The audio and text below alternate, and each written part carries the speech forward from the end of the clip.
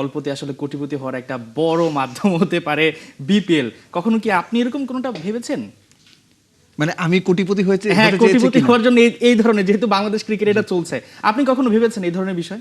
আমি কখনো ভাবিনি, কারণ আমরা তো আসলে সরাসরি কোনো ফ্র্যাঞ্চাইজির সঙ্গে সম্পৃক্ত থাকতাম না। যে কেউ তো এখানে আসে। প্রফেশনালি যখন সাংবাদিকতা করতাম বা যতদিন করেছি, তো দেখতাম বাইরে থেকে, মানে মজা লাগতো। বিপিএল নিয়ে তো অনেকে অনেক কথা বলে, বিনোদন প্রিমিয়ার লিগ বা হোয়াট এভার ইট ইজ। মূল বিষয় হচ্ছে যে তামিমের যে প্রেস কনফারেন্সটা, আমার মনে হয়েছে যে বেশ কিছু বছরে শুধুমাত্র বিপিএল নিয়ে এর চাইতে স্মার্ট এবং এর চাইতে তথ্যবহুল এবং এর চাইতে ইন্টিগ্রিটি দেখানো প্রেস কনফারেন্স আমি খুব কম দেখেছি বা আমি দেখিনি। প্রতিটা জায়গায় তামিম যে তথ্যগুলা দিনের পর দিন গোপনীয় ছিল, যে তথ্যগুলার ছাপিয়ে বিভিন্ন ক্রিকেট বোর্ডের বিভিন্ন সদস্যরা জনগণকে বিভ্রান্ত করার মতো তথ্য দিতেন, সেগুলো অনেকটাই সামনে চলে এসেছে। তো কে আসলে মূল দায়ী? আমি বলবো এন্টায়ার ক্রিকেট সিস্টেমটাই মূল দায়ী। দেখেন, প্রত্যেকটা বোর্ড, লাস্ট দুটো বোর্ড আপনি খেয়াল করেন, ফারুক আহমেদের বোর্ড, আমিনুল ইসলাম বুলবুলের বোর্ড, দুটো বোর্ডেরই একটা জায়গায় খুব উদগ্র আগ্রহ ছিল বিপিএল আয়োজন করা, সেটা যে কোনোভাবে। এই যে ফারুক আহমেদের সময়, এখন মূল কথা হচ্ছে যে এই হয় নাই, আগের আসলে 12 কোটি লস, তার আগের আসলে 15 কোটি লস। আমি লসের দিকে যাচ্ছি না। সুনির্দিষ্ট সুস্পষ্ট অভিযোগ আছে বিসিবির সাবেক 2 প্রেসিডেন্ট আমিনুল ইসলাম বুলবুল এবং ফারুক আহমেদ স্বপ্রণোদিত হয়ে স্বেচ্ছায় নিজেদের এখতিয়ার বহির্ভূতভাবে যে ফ্র্যাঞ্চাইজিগুলোর বিপিএল এ ফ্র্যাঞ্চাইজি পাওয়ার ন্যূনতম কোনো যোগ্যতা নাই, তাদেরকে ফ্র্যাঞ্চাইজি দেওয়ার জন্য নির্দেশনা দিয়েছেন। এখন দর্শকদের অবাক লাগছে, অবাক লাগার তো কিছু নাই। 3 মাস 4 মাস 5 মাস আগে আপনাদের এই খেলাযোগের শোতে বসে বলে গেছি এই ঘটনাগুলো। তখন আমাদের বলা হয়েছে দালাল, তখন আমাদের বলা হয়েছে এরা আমিনুল ইসলাম বুলবুলের শত্রু, এরা বাংলাদেশ ক্রিকেটকে ধ্বংস করছে। এখন কি হচ্ছে? আমি খুব স্পেসিফিক 2-3টা কথা বলি। আপনাদের এই শোতে 6 মাস আগে বা বিপিএল এর পরপরই আমি স্পষ্ট করে বলে গেছি, শাখাওয়াত হোসেন সাহেব নামে একজন লোক ছিলেন, ভাইস প্রেসিডেন্ট। ওনার প্রেস কনফারেন্সের দাঁড়ায় স্পষ্ট করে উনি বলছিলেন এভরিথিং ইজ কাভার্ড। ভুল অশুদ্ধ উচ্চারণের বাংলায় স্পষ্ট করে বলছিলেন যে এভরিথিং ইজ কাভার্ড, এরকম করে। আমরা ব্যাংক গ্যারান্টি নিয়েছি, এটা নিয়েছি, ওটা নিয়েছি। আপনাদের শোতে আমিরেব চৌধুরী বলে গিয়েছিলাম একটা টিম ছাড়া কেউ ব্যাংক গ্যারান্টি দেয় নাই। ওই যে ক্লজ, সেই ক্লজে লেখা ছিল ইরিভোকেবল ব্যাংক গ্যারান্টি, যেটা আপনি পার্টিকুলার একটা সার্টেন টাইমের আগে ওই ব্যাংক গ্যারান্টি উইথড্র করতে পারবেন না, যদি ঠিকঠাক আমার মনে থাকে সেটা কমপক্ষে 3 মাস, এবং সেটা বিপিএল শেষ হওয়ার ডেট থেকে পরবর্তী 90 দিন। কেন করা হয়েছিল? এর আগে আমরা দেখেছি ফারুক আহমেদের সময় একটা ফ্র্যাঞ্চাইজি মালিককে চট্টগ্রামে হোটেল রুমে আটকে রাখা হয়েছে, তিনি হোটেল বিল না দিয়ে পালিয়ে যাবেন এই কারণে। কিছু হয়েছে? হয় নাই। এরপরে এই যে ইরিভোকেবল ব্যাংক গ্যারান্টির কথা বলে কেউ 5 কোটি টাকার ব্যাংক গ্যারান্টি দিচ্ছে, কেউ চেক দিচ্ছে। চেক কেন নেবেন আপনি? চেক তো বাউন্স করতে পারে। আপনার এমন একটা ফ্র্যাঞ্চাইজিকে আমিনুল ইসলাম বুলবুলরা সত্য দিলেন, যারা শেষ মুহূর্তে গিয়ে দল ছেড়ে দিলেন, বিসিবির দল চালাইতে হলো। কেন? কি দেখে দিছিলেন?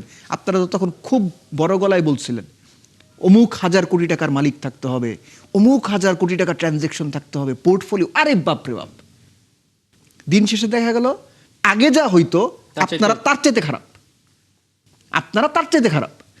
এখন ধরেন যে দোষ চাপানো সহজ। আপনি তামিমকে দোষ দিতে পারেন, আপনি আমিনুল ইসলাম বুলবুলকে দোষ দিতে পারেন, নাজমুল হাসান পাপনকে দোষ দিতে পারেন, কিন্তু এই যে এন্টায়ার সিস্টেমটা অলমোস্ট কলাপসিং, তাদের ধরবেন না? দুটো ফ্র্যাঞ্চাইজি চুক্তি না করে বিপিএল খেলে ফেললো। আমিনুল ইসলাম বুলবুল কোথায়? ধরে নিয়ে আসেন তারে। কোথায় শাখাওয়াত হোসেন? ধরে নিয়ে আসেন। কোথায় নাজমুল আবির ফাহিম? উনি তো ক্রিকেটের সাধু টাইপের লোক বলে পরিচিত ছিলেন, চেহারা দেখেন কোথাও। কোথায় পালাইছেন? ধরে নিয়ে আসেন এদের, এদের জবাবদিহির আওতায় আনেন যে আপনারা কোন কারণে। এদের প্রত্যেকটা লোক বিপিএল এর সঙ্গে সম্পৃক্ত ছিল, এই কারণে 3 জনের কথা বললাম। আপনারা কি কারণে একটা ফ্র্যাঞ্চাইজিকে কোন রকম চুক্তি না করার পরও বিপিএল খেলতে দিলেন? কোন আইনে? দেশের মানুষের কাছে তাদের জবাবদিহি দেওয়া। ব্যাংক গ্যারান্টি তো পরে, মানে ব্যাংক গ্যারান্টি তো পরে, চুক্তি হয় নাই। আপনারা দেশের মানুষের কাছে এসে জবাব দেন। তামিম ইকবাল যদি ভুল বলে থাকেন সেটাও আপনারা ডিফেন্ড করেন। এটা তো দেশের ক্রিকেটের সঙ্গে আমিনুল বেইমানি ইসলাম করা। বুলবুল, সাখাওয়াত হোসেন ভাইস প্রেসিডেন্ট, ফারুক আহমেদ এবং নাজমুল আবেদিন ফাহিম, চারজনকে বাংলাদেশ ক্রিকেট বোর্ডের পক্ষ থেকে নোটিশ পাঠানো উচিত officially, come and explain what had happened. যদি না বলতে পারে তাদেরকে বাংলাদেশ ক্রিকেট থেকে অনির্দিষ্টকালের জন্য অবাঞ্ছিত ঘোষণা করা হোক।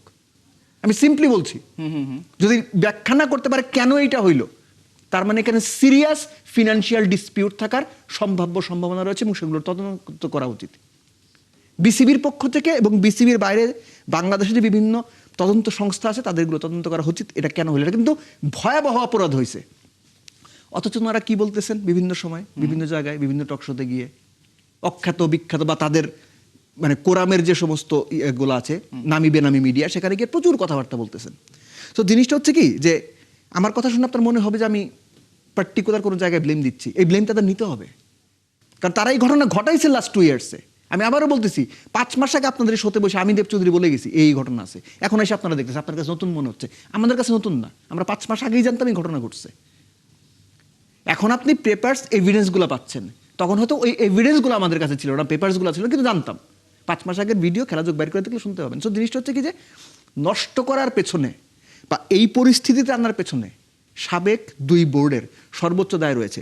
তার আগে নাজমুল হাসান পাপনের যে বোর্ডটা ছিল, ওই সময়টাতে বিপিএলটা মোটামুটি একটা জায়গায় যাচ্ছিল, ডিসপিউটগুলো কমে যাচ্ছিল, এবং সময়ের সঙ্গে সঙ্গে পার্টিকুলার 2টো সিজন ছিল, যে 2টো সিজনে টাকা পয়সা বা পেমেন্ট নিয়ে কোনো রকম আপনার যে অভিযোগ বা প্লেয়াররা যে অভিযোগ করেন, এগুলো আমরা শুনিনি। কেন শুনিনি? কারণ ওই সময় বেটার কিছু ফ্র্যাঞ্চাইজি ছিল। তামিমের আরেকটা কথা খুব মূল্যবান, সেটা হচ্ছে যে আপনার যদি বেটার ফ্র্যাঞ্চাইজিস না পাওয়া যায়, করবে না, মানে না করারটাই ভালো। আমি এটার সাথে 100% একমত। 100% যদি প্রয়োজন হয়, আপনারা এনসিএল T20 করলেন না, সারা বাংলাদেশ থেকে 60 জন ক্রিকেটার নিয়ে, মানে আমি জানি না 80 জন ক্রিকেটার নিয়ে 8টা টিম করে প্রয়োজনে, বা 200 প্লেয়ার নিয়ে আপনারা করেন, হোয়াট এভার, আপনারা T20 করেন, জাঁকজমকভাবে করেন। যদি প্রয়োজন হয়, ঢাকা প্রিমিয়ার ডিভিশন ক্রিকেট লিগে যে প্লেয়াররা খেলেন, এবার তার সুপার লিগ হচ্ছে না, প্রয়োজনে টপ 6 টিমস নিয়ে আপনারা T20 টুর্নামেন্ট আয়োজন করেন, জাঁকজমক করে করেন, প্রয়োজনে ওইখানে 2টো করে বিদেশি প্লেয়ার অ্যালাউ করেন। আমি জাস্ট এটা বলতেছি, কারণ এত দায়, এত ডিসপিউট, এত বিতর্ক। সমালোচনা, এত বিতর্ক দরকার নাই তো। ট্রাই টু মেক শিওর আপনি ভালোভাবে করতে পারছেন, নাহলে দরকার নাই ভাই। এত ধুলা, এত আলোচনা। দেখেন আজকে বাংলাদেশে একটা টেস্ট ম্যাচ, যখন আলোচনা আপনারা করছি, আমাদের আলোচনা করার কথা তানজিদ তামিম খেলবেন কিনা, আমাদের আলোচনা করার কথা নাহিদ রানা ফার্স্ট প্লে কয় ওভার করবেন, কিংবা নাহিদ রানা পাকিস্তানে গিয়ে রাওয়ালপিন্ডিতে পাকিস্তানকে যেভাবে গুড়িয়ে দিয়েছিল, নাহিদ রানাকে নিয়ে পাকিস্তানের ওই ভয়টা থাকবে কিনা। শান্তর কাছ থেকে টেস্ট চ্যাম্পিয়নশিপে শান্ত বোধহয় টপ 3-4 রান গেটার একজন। আমাদের আলোচনার বিষয়গুলো ছিল এইটা। আমাদের মানে ক্রিকেট সম্পৃক্ত বা ক্রিকেট সংশ্লিষ্ট মানুষ আমরা যারা আছি, ছোট বড় বিভিন্ন রোলে, আমাদের সবচেয়ে বড় দুর্ভাগ্য, সারা বছর ক্রিকেট নিয়ে আলোচনায় এই হাবি জাবি নোংরা বিষয়গুলো নিয়ে আমাদের আলোচনা করতে হয়। বিপিএল অমুক টাকা পায় নাই, নাসুম, মানে আই এম সো সরি, এখন তো প্রিমিয়ার লিগ চলছে, নাসুম আমাকে ডাক দিয়েছে, আমি কাছে গিয়ে নাসুম তখন বললো যে দাদা এই এই ঘটনা, আমার কোনো উত্তর নাই নাসুমের কাছে। সব দাঁড়ে দাঁড়ে যেতে হচ্ছে প্রফেশনাল ক্রিকেটারদের। প্লেয়াররা মানে যে যেভাবে পারছে, মানে যেখানে একটু সাহায্য পাওয়া যায়, যেখানে একটু সহযোগিতা পাওয়া যায়, বাট অ্যাটলিস্ট একটা কমফোর্ট দেওয়ার মতো কথা পাওয়া যায়, এতটাই অসহায় তারা। মালিককে ছিল সিলেটের মালিক, টিভিতে দেখছেন না এই লোক কি কি করছে, সিলেটের মালিক কি ধরনের আচরণ করেছে, কি ধরনের কথাবার্তা বলেছে, কি ধরনের বেশভূষায় এসেছে, আমরা দেখেছি তো, দেখেছি আমরা না, পুরো দেশের মানুষ দেখেছে। যখন নাসুম এসে বলতেছে যে তার সঙ্গে কন্ট্রাক্টের 35 লাখ টাকা বোধহয় এখনো নাসুমকে দেওয়া হয় নাই, বিসিবি এটা কি করবে? এই যে ফ্র্যাঞ্চাইজিগুলো আনা হলো, এই দোষ কার? তামিম ইকবালের না, এই দোষ আমিনুল ইসলাম বুলবুলের।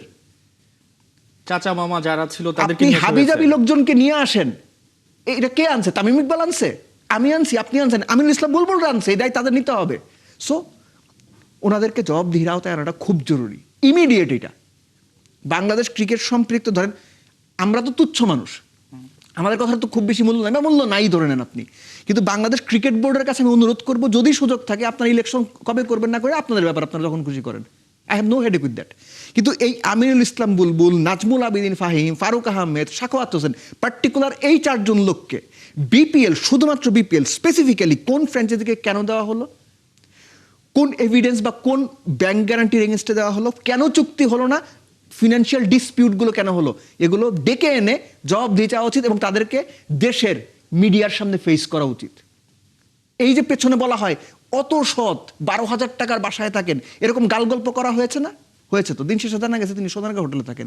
ওনার টাকা কোত্থেকে আসে এরা সম্পর্কেও হয়তো 2 মাস পরে গিয়ে জানবেন। এনিওয়েজ, আমি ওদিকে যাচ্ছি না। এদেরকে এনে এক্সপোজ করা উচিত বাংলাদেশ ক্রিকেট বোর্ডের। This people are like that.